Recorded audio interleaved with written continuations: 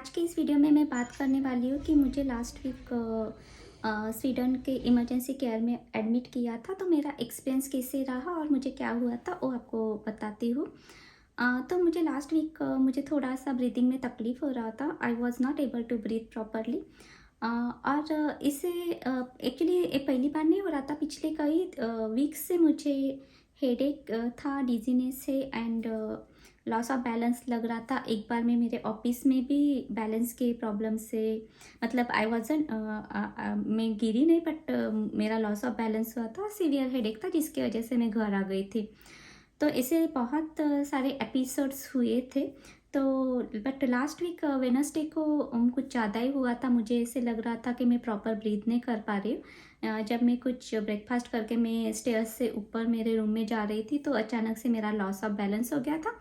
और फिर मैंने 1177 को कॉल किया। 1177 एक सेंट्रलाइज सिस्टम है। वहाँ पे अगर आपका जब कंडीशन बहुत सीरियस नहीं होता है तो जब बहुत सीरियस होता है तो आप 112 को लाइफ कंडीशन के लिए 112 को कॉल करते हो।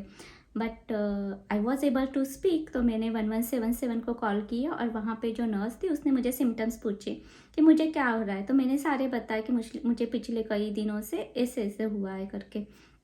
तो उसने मुझे क्या कहा कि आप तुरंत इमरजेंसी केयर हॉस्पिटल में जाओ और डॉक्टर को दिखाओ। तो मैं फिर इमरजेंसी केयर गए हम लोग। और उसके बाद मतलब इमरजेंसी केयर के अंदर खाली मैं गई। बेग को मैंने घर भेज दिया क्योंकि मुझे पता था कि लास्ट बहुत बार एक्सपीरियंस है कि जब भी आप इमरजेंसी केयर में जाते हो तो वहाँ का सिस्टम थोड़ा सा स्लो होता है। वहाँ पे बहुत ज़्यादा घंटे आपको रहना पड़ता है।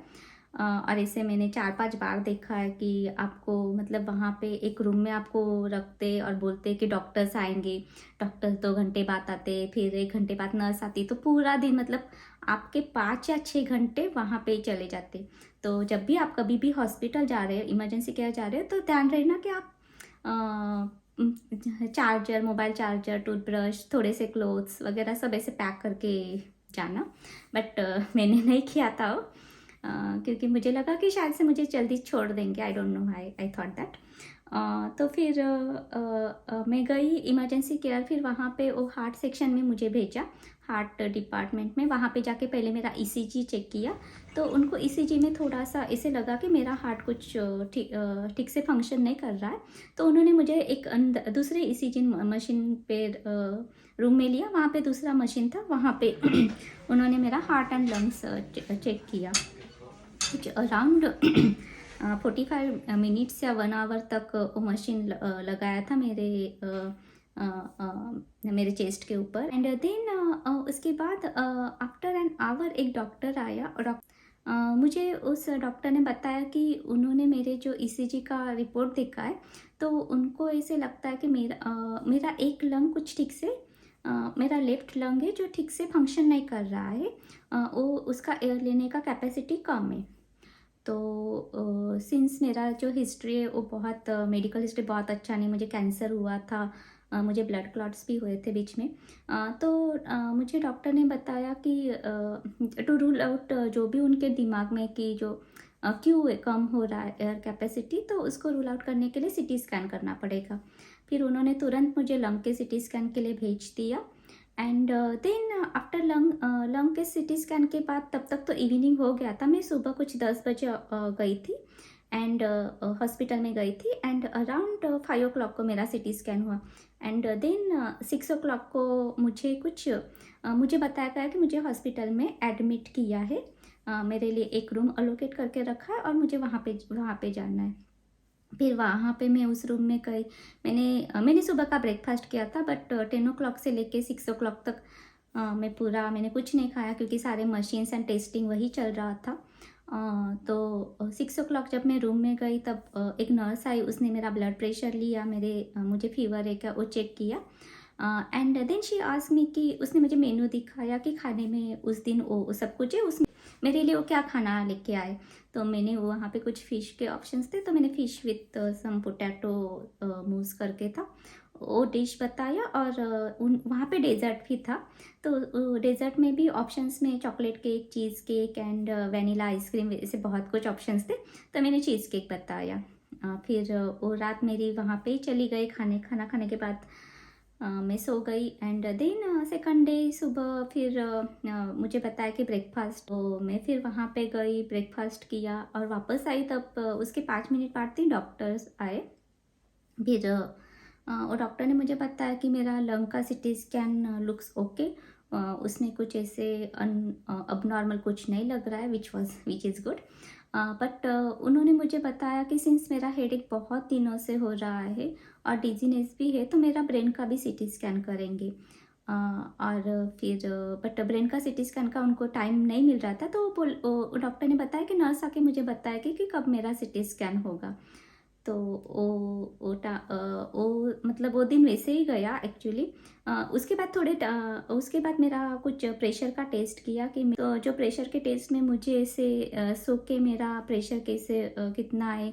फिर खड़े रह के 10 मिनट मुझे खड़े रहने को बोला और हर एक मिनट में मेरा प्रेशर देख रहे थे कि मेरा प्रेशर में कुछ सडन प्रेशर ड्रॉप हो रहा है क्या, बट वो भी नॉर्मली था। और फिर सीटी स्कैन का मुझे उस दिन का डेट नहीं मिला और दूसरे दिन का सुबह मिला। तो दूसरे दिन सुबह मेरा सीटी स्कैन हुआ और वो भी रिपोर्ट्स नॉर्मल ही थे, कुछ अब नॉर्मल नहीं था। तो उसके बाद मुझे बोला कि सब कुछ ठीक ही लग रहा है।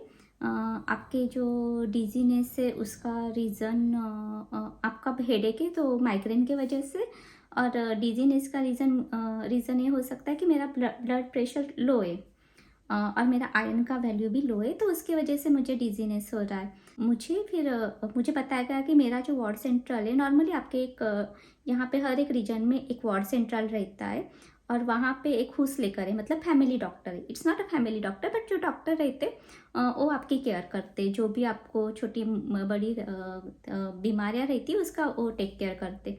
तो मुझे बोला कि मेरे वार्ड सेंट्रल में उन लोगों ने मेरे डॉक्टर को रेमीज भेज दिया एंड नेक्स्ट फॉलो वो कर लेगी। तो मेरा ये जो हेल्थ केयर सिस्टम का जो इमरजेंसी हेल्थ केयर सिस्टम का जो एक्सपीरियंस था, वो बताने का रीज़न ये है कि मैं 3 दिन हॉस्पिटल में थी। मैं 2 नाइट्स एडमिट थी, 3 कंप्लीट डेज थी वहाँ पे। मुझे वहाँ पे कुछ भी मेडिसिन नहीं दिया, कुछ भी नहीं, नो सलाइन।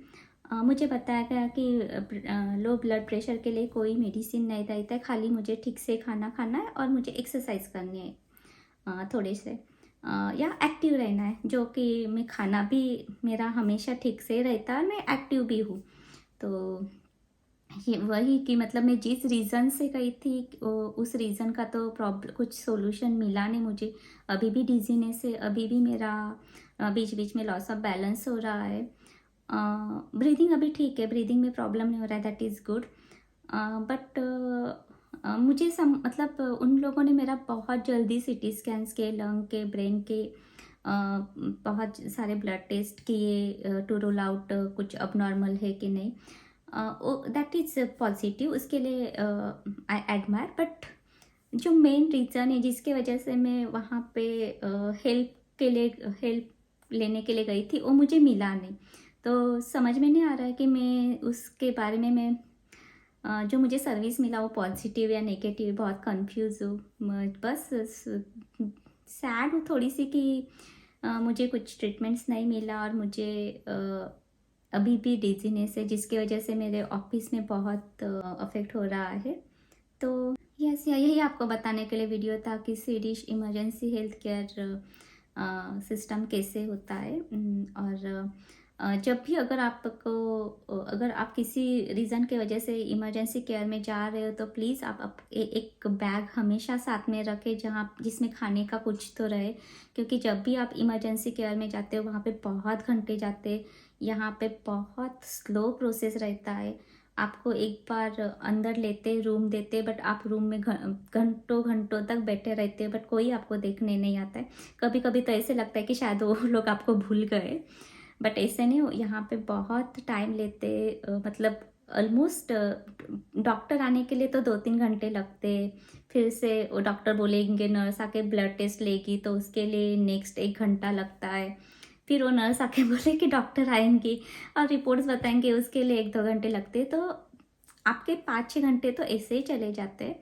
तो अ, आप एक बैग लेके जाइए, और अगर आपको अचानक से एडमिट कर लेते तो अच्छा है कि चार्जर, टूथब्रश वगैरह वो सब साथ में रहे।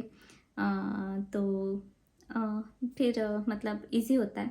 तो यही आपको बताने के लिए वीडियो था। होप करती हूँ कि आपको इस वीडियो से कुछ इन्फॉर्मेशन मिली होगी। आपके जो भी कमेंट्स है आप नीचे कमेंट सेक्शंस में लिख सकते हो। Thanks for watching. हाय तो विशेष नाट।